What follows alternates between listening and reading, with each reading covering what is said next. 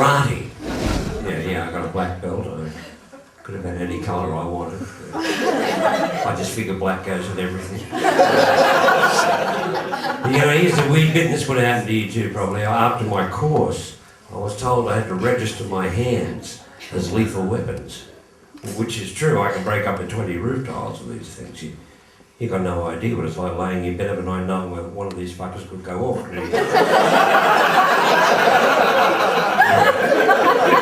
But I can't hit anyone with them, which is not the point. You don't learn self-defense to hit people. You learn self-defense to give you confidence. You give you confidence, to walk down any dark street, any dark alley, and know in your heart that if any, and I mean fucking any, type of roof tile should attack you, I could smack the shit out of it.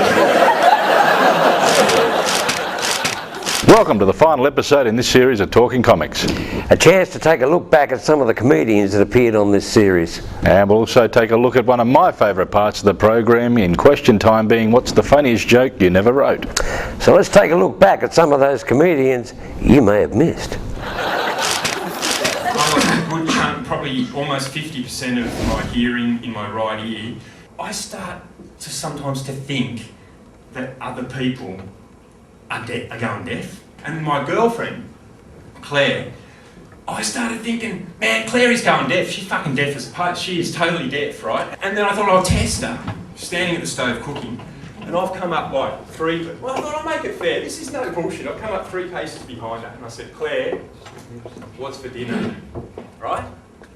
No response, no nothing, right? Nothing. And I went, all right, one more step closer like this. Same intonation, same everything, making it totally fair. I said, Claire, what's for dinner? I'm going, she's fucking just got nothing, just cooking away, doesn't even flinch. Keep it fair. I said, Claire, what's for dinner? She fucking spun around and said, for the 3rd time, chicken. I'm fucking deaf.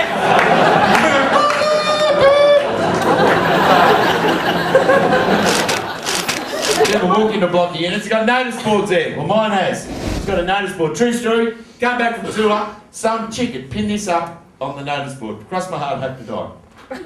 And then, women be aware. The underpants thief has struck it again. He's knocked off all my underwear off the clothesline. Be aware! Now, being a comic, I couldn't help myself. So I bunged up my own notice next to it. And Unit 4, this Saturday, one day only, big undie sale!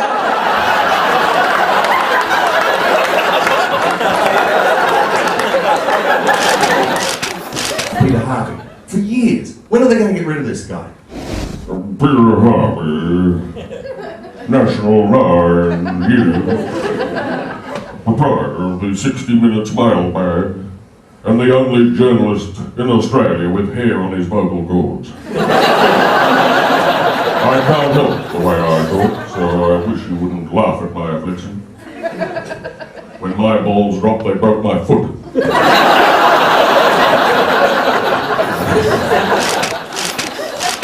I could have had kids, don't get me wrong. It's not like, I haven't got the equipment. I've got the gear, I know what to do with it, I've read the magazines and the books. It's not very big, but it's not the size of it, it's what you do with it, right girls? Well,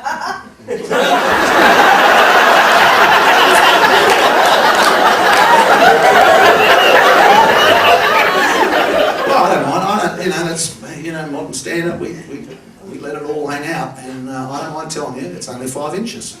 I happen to think that's a pretty reasonable width. It's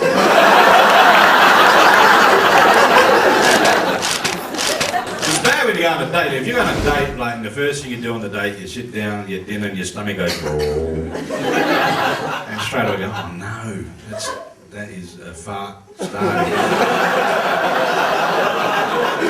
We're 1 minute into the date, and I've got to suck this thing up.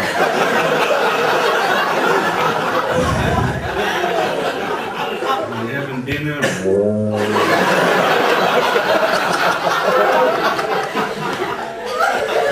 to a bar. Too many fucking people around. You're in the cab on the way home. keeping it in. Next thing you know, you're in bed in a 69er. Well, I don't know how your day's going. She's got her arms wrapped around your legs, holding your ass, going, oh, geez, you got a tight ass. And you're going, yeah, there's a fucking reason for it. Oh, man, if I let this thing go, your face will peel off.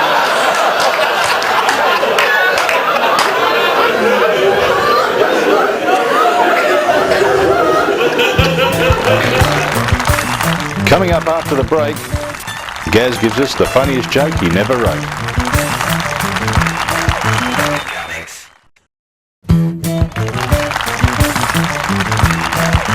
They're very good. They do these athletes. They're very good at what they do. But you take them out of athletics, they're fucking useless. You know, you've got runners that can run fast. They can do the 100-yard dash. They do anything with that, like bring back a loaf of bread and a bottle of milk. Because they're fucking useless. Swimmers, they can swim fast. Good. Great in a flood. Now they can swim for help. The only trouble is they'll get to the bank, touch it, go under and go fucking back. Because they're fucking useless. Pole bowlers, you know the people with the big stick? Huh? Take the stick off them, fuck. We had a big stick, we could fucking do that. Which comedians have influenced your career? All of them. What's the best way to waste time? Spend it. What's your first girlfriend's name? Susan. What's your last girlfriend's name? Susan. And what's the funniest joke you never wrote? There was this Australian couple who got married and they go to Mexico for their honeymoon. And while they're honeymooning, the guy wakes up one morning to find that his wife is run off with a Mexican. And all he knows is that the guy's name is Pancho. So he goes looking for this guy called Pancho. And he walks into this Mexican bar, all these rough types there. He says, anybody here know Pancho? And this one guy in the corner stands up and says, si, senor, I know Pancho. He said, you know Pancho? He said, si, senor, si, senor. One day I was riding in the hills, when all of a sudden from out behind the rocks comes Pancho on his horse. Arriba, arriba, arriba. He says to me, get off your horse. So, si, senor, I get off my horse. He said, lift up the horse's tail. Si, senor, I lift up the horse's tail. And the horse did shit on the ground. He said, eat the horse's shit. He said, wait a minute, mate. I thought you said you knew this guy. He said, si, senor, we had lunch together. There's this blow-up boy, like, blow up. He's a blow-up boy, and he went to blow up school. And blow-up boy in assembly, well, blow-up boy took a pin one day to assembly and started pricking everyone. And the blow-up principal said, get into my office. So blow-up boy went into the principal with the blow-up principal, and the blow-up principal said, not only have you let me down, you've let the whole school down. I love Rodney Dangerfield because every joke he wrote was with that attitude of the hangdog character. Oh, I never got no respect from anyone, you know. Oh, when I was a kid it was the same thing, you know. My father told me Mickey Mouse died in a cancer experiment. And it's an absolutely dead true story. I'm standing there with a group of blokes and they're just drinking, talking. Mate comes in and they, g'day Darren, how are you mate? Great, he said, great. Have you had the baby? Yes, he said, yep, we've got the baby little girl. Oh, lovely, what's her name? They said, like a bloke, he goes, oh, I don't know actually, but we'll name her later. And the wife all right? They said, is the wife all right? And he goes, oh yeah, a bit of trouble, long labour, and they had a bit of trouble getting the girl out of the out, and they had to give her an they had to cut her to. Oh geez, they went, oh that's pretty crook, had to cut her open. Yeah, they just make a little cut, 11 stitches, and this bloke goes, 11? Geez, only takes 9 to sew up a wheat bag. one that springs to mind would have to be the UK comic Lee Evans, I think it was, had a joke where he said he lost his dog, so he put an ad in the paper saying, "Here boy." I heard the late Maury Fields do this. It's about a black fella who's in town. He's from Canowindra and he's in town on voting day, and he goes into the polling booth and woman says, "Oh, your name?" He says, "Yeah, Lionel." And "Where are you from?" He says, "Canowindra." He says, "Oh, absentee?" He said, "Yeah, white with 2 sugar." What do you call a train that doesn't stop at any stations? Thomas the Cat.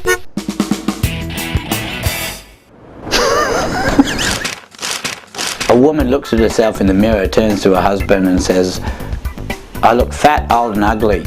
Quick, pay me a compliment." And the husband, without batting an eyelid, says, "Well, your eyesight's perfect." It's about a guy that goes for a job at the zoo. It's during the Depression, and jobs are hard to get. And he gets a job dressing up as a gorilla for 6 weeks, because it's going to take 6 weeks to get another gorilla from Africa. So he jumps in the cage and he dresses up as this gorilla, and he's jumping around, and there's a little artificial tree, and then he's swinging around in this tree, and he's having a great time. Kids are loving it. Anyway, he gets a bit carried away, and he swings right out of the cage, and he lands in the next cage, which is a lion's cage, the lion's cage.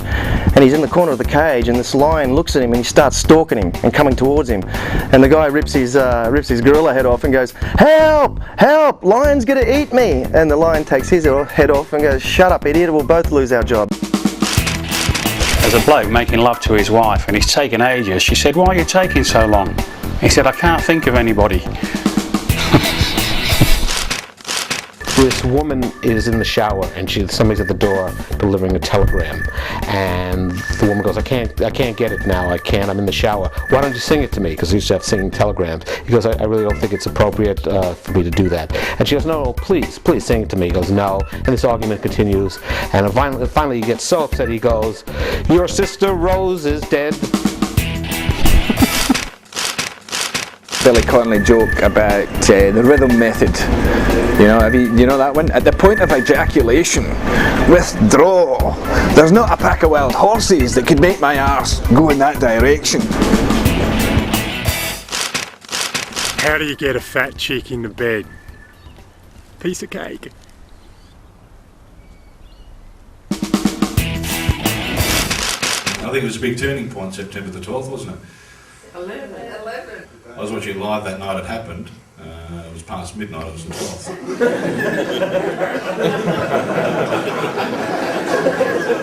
That's right, we could have warned them.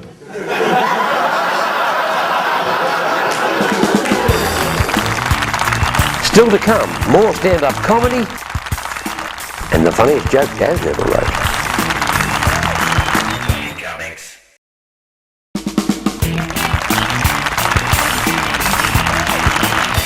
I've got a really shit GPS in my car. A lot of people have GPSs now. I've got the worst GPS you could buy. I've got the cheapest GPS on the market. This is all mine does. Warmer.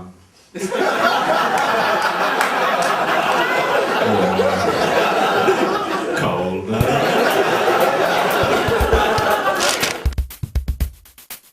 What would be your greatest regret? Not continuing music lessons. Favourite ice cream? Chocolate. What's the baddest thing you've ever done? I sped once and got a ticket. How old were you when you stopped wetting the bed? 38. But unintentionally, probably 4.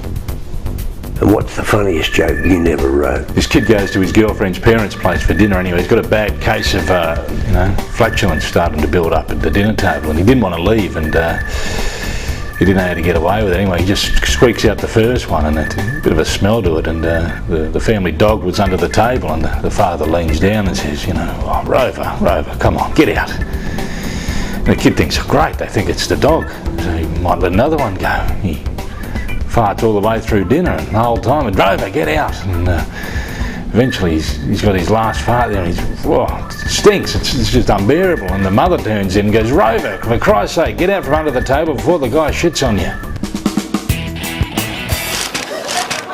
I hate the way people walk around with these MP3 players and these iPods thinking, yeah, we're really tech savvy, we're 21st century, we can download music. We were downloading music 20, 30 years ago. You just had to wait for your favourite song to come on your tape deck cassette recorder, with one finger on play and the other on record, and press it down at the same time when the song started. And then stopped it before the prick started talking again. So you didn't have to rewind it back and forth. We downloaded music. I've got 3 under 4, mate. I'm learning new words like poo. Poo. I've never said the word poo in my fucking life. Now the baby's done a little poo. Smells like shit. But apparently it's poo. And I fucking love the Wiggles, mate. They are better than a stun gun. I'd like to buy those bastards a cold beer. You could put the kids in front of that to put the Wiggles on. Dad'll be back in 4 days. You know.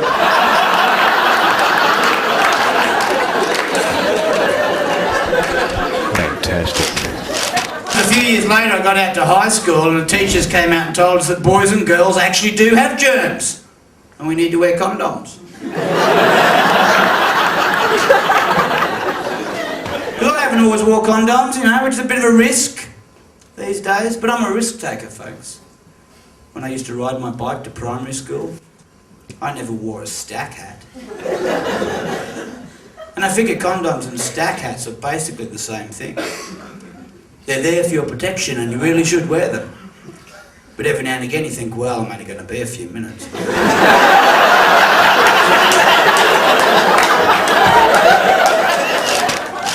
We're eating prawns, which is what you do on Father's Day at my house. You got to eat some fucking prawns, and which is an interesting creature. One of the few creatures in the world you have to perform an autopsy on before you eat it. And took all the head, the tail. I'm just about to eat the prawn. My dad goes, "Hey, don't do that."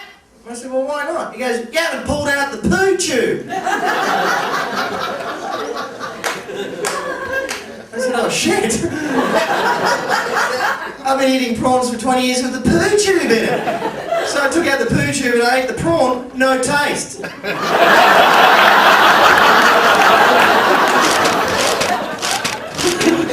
Serious question.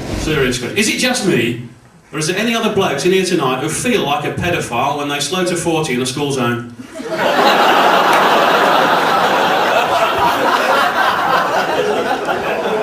I hope it's not just me. I get paranoid now. I slow to 40 in a school zone. I'm thinking, don't look at the playground. Don't look at the playground. When I left America, I had to leave a girlfriend behind. Very hard maintaining a long-distance relationship, right? So at first, with the letters to make it more exciting, she used to include a nude photo of the guy she was sleeping with. You know, it was great to see Dad again, but still. Please state the suburb you are travelling to. Newtown. Did you say Blacktown? No. Please state only the suburb we are travelling to. Newtown. Oh. Did you say Dapto? No. Please state only the suburb you are travelling to. Newtown. Did you say Newtown? Aye! Sorry, we don't recognise that command. Hold on and we'll put you through to a real person. We're the only country in the world with a fuck basket. That's right, a fuck basket. Every time we've got a problem, we go, oh, fuck it.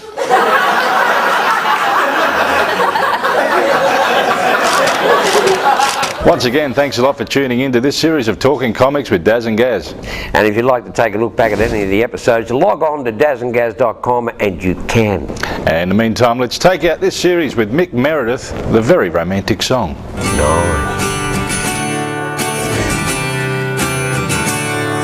Before I make love to you, I wanna check that our love is true.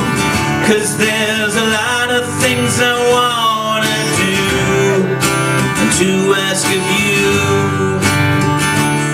I got questions. Can I smother you in whipped cream, dip you in strawberry yogurt? But I'd have to inquire lactose intolerant.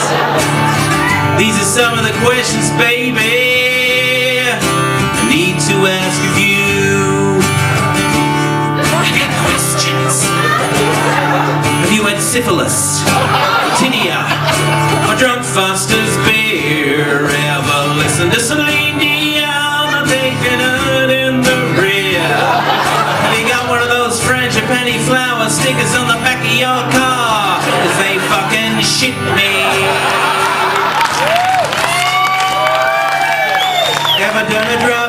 shooting all sober, done the chicken dance. Ever plucked out all your pubic hair to save on maintenance? Ever worn a G-string backwards for fun? Neither have I. I've got fucking questions. How rude of me, my baby. You got questions for me, sweet lady. You come close and you look into my eyes. You whisper and you caress my thighs. Say, come on, baby.